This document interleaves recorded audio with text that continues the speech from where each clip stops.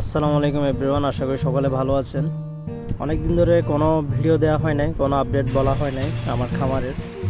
এর আগের ভিডিওতে দেখেছেন আমার একটি কবুতর ইঁদুর মেরে ফেলে, ওইটার একটা ভিডিও দিয়েছি। এরপর আমার মনটাও ভালো ছিল না, তাই কোনো ধরনের কবুতর আপডেটও আমি পাই নাই, সেই কারণে কোনো ধরনের আপলোড করা হয় নাই। যাই হোক, এটা হচ্ছে স্প্যানিশ পোটার।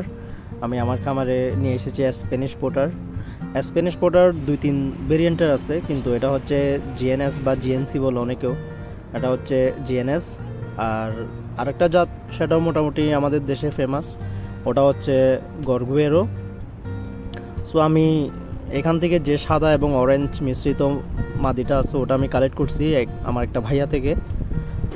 আরেকটা কালেক্ট করছি অন্য জায়গায়। সো ওটা হচ্ছে গরগুয়েরো, আরেকটা হচ্ছে জিএনস। এইগুলো হচ্ছে জিএনস। এই যে পোটারগুলো এখন ডাকাডাকি করতেছে, এগুলো হচ্ছে জিএনসের। আর এই তো এটা যেটা আমি কালেক্ট করছি গরগুয়েরো বলে, এটাও একটা ভেরিয়েন্ট স্প্যানিশ পোটারের। স্প্যানিশ পোটার হচ্ছে স্পেনের কবুতর। এগুলো এখন আস্তে আস্তে আমাদের বাংলাদেশে অ্যাভেলেবেল পাওয়া যাচ্ছে। একটা সময় এগুলো অনেক রেয়ার ছিল আমাদের দেশে, যদিও জিএনস এখন অনেক রেয়ার। যদিও গরগুয়েরো পাওয়া যায় মোটামুটি, কিন্তু জিএনসটা এখনও অনেক রেয়ার আমাদের দেশে। সো আমি যেহেতু দুইটা মানে একই ব্লাড লাইনের পাই নাই, আমি করছি কি একটা গরগুয়েরো আর একটা হচ্ছে জিএনস, আমি দুইটা কালেক্ট করছি। কবুতরগুলো আমি অনলাইনের মাধ্যমে কালেক্ট করি, যার কারণে নরটা এখন আসলেও মাদিটা 2-3 দিন একটু টাইম লাগবে আনতে। যদিও মাদিটা আসার পর আমি একসাথে ভিডিও আপনাদেরকে দেখাবো। কবুতরটা যেহেতু নতুন জায়গায় আসছে, সে এখন ডাকাডাকির মোডে নাই, কারণ এক জায়গা থেকে অন্য জায়গায় আসলে কবুতর একটু হাইড্রেটে থাকে।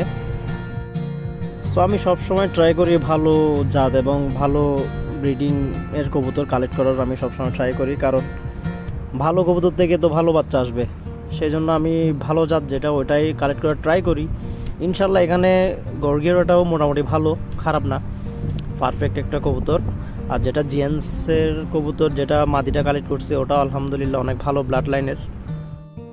এখন অনেকের মনে অনেক কিছু প্রশ্ন আসতে পারে, আর প্রশ্ন আসাটাই হচ্ছে স্বাভাবিক, যে এদের সাথে জোড়া দিলে ব্লাড লাইন কি কোনো নষ্ট হচ্ছে কি, বা কেমন হবে আদৌ।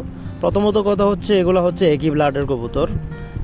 এদের নাম হচ্ছে একটা স্প্যানিশ পোটার, কিন্তু এদের ভেরিয়েন্ট আছে। যেমন ধরেন 5 ধরনের ভেরিয়েন্ট আছে। 5 ধরনের মধ্যে সবচাইতে ফেমাস হচ্ছে 2টা ভেরিয়েন্ট, একটা হচ্ছে গরগুয়েরো আর একটা হচ্ছে জিএনএস বা অনেকেও জিএনসি বলে। তো এই দুইটা ভেরিয়েন্ট খুব হচ্ছে ফেমাস। এখন আমি যদি এটার সাথে যদি ওটার জোড়াটা যদি লাগাই, তাহলে বাচ্চা হয় জেন্সের আসবে, আর না হয় গরগুয়ের আসবে। এমন না যে বাচ্চাটা একদম বাজে বা অন্য একটা টপ লেভেলের আসবে, এমনটা না। দুইটা ক্রস করে কিন্তু কোনো না কোনো একটা জাত কি করবে। যেমন মনে করেন সিরাজি কবুতর আমরা অনেক সময় জোড়া দিয়ে থাকি, কালোর সাথে লাল, লালের সাথে হলুদ, এমন টাইপের আমরা জোড়া করে থাকি অনেক সময়। তো জোড়া করলে হয় কি, দেখা যায় একটা বাচ্চা হয় লাল আসছে, না হয় একটা বাচ্চা কালো আসছে। তো এদের ক্ষেত্রেও এরকম হবে, যে হয়তো একটা গরগুয়েরও আসতে পারে আর একটা জেন্সের আসতে পারে, বা দুইটাই গরগুয়েরও আসতে পারে বা দুইটাই জেন্সের আসতে পারে, যেটা ভাগ্যে থাকে। না, এটা আমি ক্লিয়ার করতেছি, কারণ অনেকেও এই ধরনের ব্লেম করে থাকেন, কমেন্টসও বলে থাকেন, সেই জন্য এটা ক্লিয়ার করতেছি। এমন না যে জাতটা নষ্ট হয়ে যাবে বা জাতটা খারাপ হয়ে যাবে, এমনটা না। আশা করি আমার কবুতরটা আপনাদেরও পছন্দ হবে। এটা আমি অনেক বেছে খুঁজে কালেক্ট করছি। আর মাদিটা তো সুপার একদম, আমার সবচাইতে ফেভারিট হচ্ছে মাদিটা আসলে অনেক ভালো একটা ব্লাড লাইনের কবুতর। এটা আমার একটা ভাইয়ার থেকে কালেক্ট করছি। ভাইয়ার থেকে আমি আরও মানে ইনফরমেশন কালেক্ট করে এখন আপনাদের সাথে শেয়ার করতেছি বিষয়টা।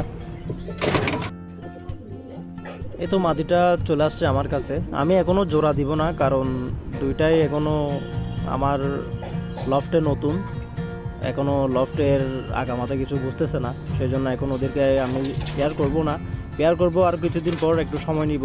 দুইটাই ভালোভাবে আগে ঘরটা চিনুক, এখানে থাকুক, পরিবেশের সাথে খাপ খাই নিক নিজেকে, তারপর আমি পেয়ারটা করব আস্তে ধীরে, সমস্যা নাই।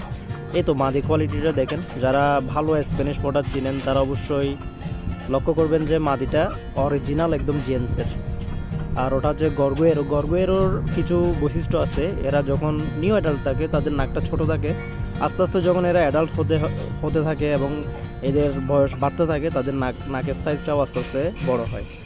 আর জেন্টসের যে গলার সাউন্ড, মানে এরা যে ডাকাডাকি করে ওইটা খুবই ছোট, একদম ছোট বলতে ছোট, আওয়াজটা শোনা যায় না। কিন্তু গর্গুয়েরও সাউন্ডটা কিন্তু একদম লাউড হয়, মানে আমাদের যে দেশি কবুতর থাকে, গিরিবাজ থাকে, সিরাজি কবুতর থাকে, ফেন্সি অন্যান্য কবুতরের মতো সাউন্ডটা একটু লাউড হয়।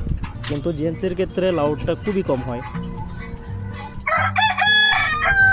এই দুইজন হচ্ছে আমার লফটের নতুন মেম্বার। আপনারা সবাই আমার এই দুইটা কবুতরের জন্য দোয়া করবেন, এবং ইন ফিউচার এদের থেকে কী ধরনের বাচ্চা আসতে পারে বা আসবে, এগুলো আপডেট তো থাকবে সাথে। এবং আপনারাও দোয়া করবেন যাতে এগুলো সার্ভাইভ করে আমার কাছে এবং সুস্থ থাকে, আর আমিও ভালোভাবে টেক কেয়ার করতে পারি মতো। আর এদের থেকে সুন্দর সুন্দর যদি বাচ্চা ওঠে, এগুলো অবশ্যই আপনাদেরকে দেখাবো আমার ভিডিওর মাধ্যমে।